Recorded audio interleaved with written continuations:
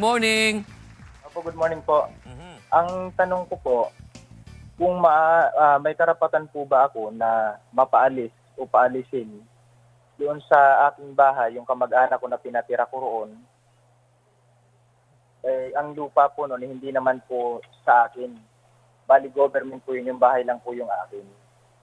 Kasi ito po tiniperwisyo po ako. Paano ko po gagawin? Well, John, may karapatan ka, no? Maski sabihin natin na government-owned property yung lupa, pero ikaw yung nagtayo ng bahay at yan ay hindi naman na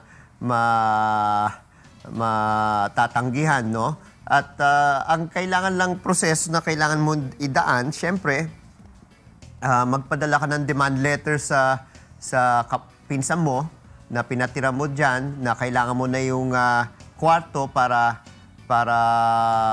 gamitin, no? Para ng pamilya ninyo. Ngayon, kung ayaw umalis, dalhin mo yan sa barangay at yung barangay ang magko-conciliate. At kung walang rason si John na manatili doon, sasabihin ng barangay na paalisin siya.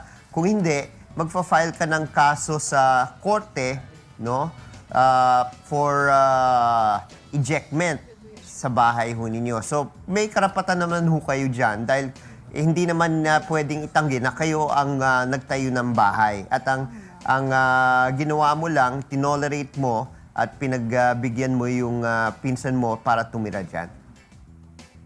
Ang nangyari po kasi, humingi po sa akin ng pera doon sa ginastos niya sa pagpapayos niya doon sa bahay na sila naman ang nakatira.